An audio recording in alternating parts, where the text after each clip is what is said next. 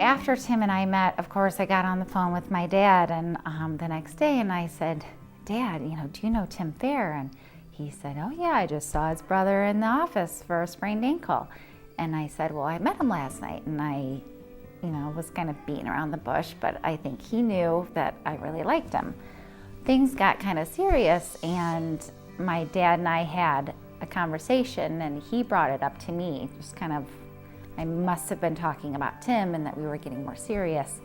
And he said to me that, I just want you to know that diabetes is a very serious disease, and it does have long-lasting complications. And I want you to be ready for that if it is getting serious. He was being protective, and he wanted me to be aware of what was to come in the long run. But by that point, I was too far gone. He wanted to have kids early because he wants to be there. He wants to be there for everything and be a part of their lives and be an active dad. And doing it earlier avoids any complications that may come from the diabetes. Am I going to be a good dad, and am I an unfit father because I have diabetes? And one of the babies is crying at night, and I have a low, I can't go treat the baby. She has to get up as well, while I treat that low. And my kids, suffer a little bit too. If I'm really, if I have a blood sugar high because of, any reason, stress or nightmare, or just, randomly because it's too hot or it's too cold, maybe I wouldn't play with them when they would want me to, because I have to let my sugar get to a normal level before I, can go to the park with them by myself, or I can go on a bike ride with them by myself. Because if I am having super highs and lows that day, it will worry me being by myself with them. I'll see things going through Tim's mind when he's watching the kids and they'll do something specific. I'll see it worry him more so than me, because I think he knows what's to come if that should ever happen. But I try not to go there. I try not to go to a dark place and think about what if one of the 3 kids was diagnosed with diabetes. While I hope my kids inherit my extreme good looks and intelligence, I hope they don't get diabetes, and I do worry about it a lot. Every time they take a drink of water, when I don't think they should be thirsty, or every time they crave a little more sugar, or my son is very skinny, and some part of me thinks that he's not getting enough nutrients to develop muscles because the sugar isn't getting into his blood to take to his muscles. I think there is a large part of me that never wants them to have to deal with it, and part of me that I never want to have to deal with it as a parent.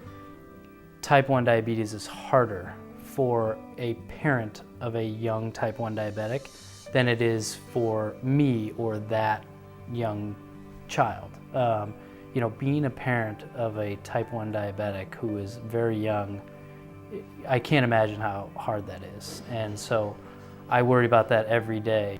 Trying to watch him control his own body, it scares me to death and amazes me that there are parents that are trying to control not their own body, but someone else's body. And a young child, I couldn't imagine. A cure is something that takes the trial and error out of your blood sugar. Anything that can give me constant blood sugars without any outside factor or any food affecting it, that is a cure for me.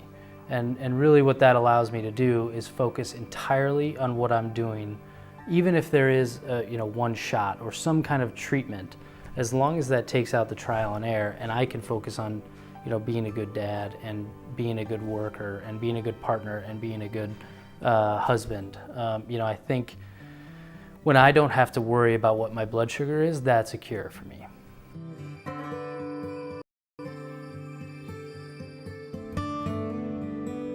I don't want them to grow up without a father. And I can tell myself all day long that it'll never happen to you as long as you maintain good health and watch your sugars. But the truth of the matter is that it can happen. And so, I think about it every day that, will my kids ever have to grow up without a dad? And it's a tough reality. It's something that you don't want to think about, but I think you have to think about because it gives you a greater respect for type 1 diabetes. And then second is really I don't want to be a burden upon anybody. We've seen the long-term complications of what this disease can do, and it can make life hard for family members. If I do lose a limb or I do go blind, or somebody's going to have to care for me, and that burden usually falls upon family members. So long term is tough to stare those life complications, even if they are 20 or 30 years away.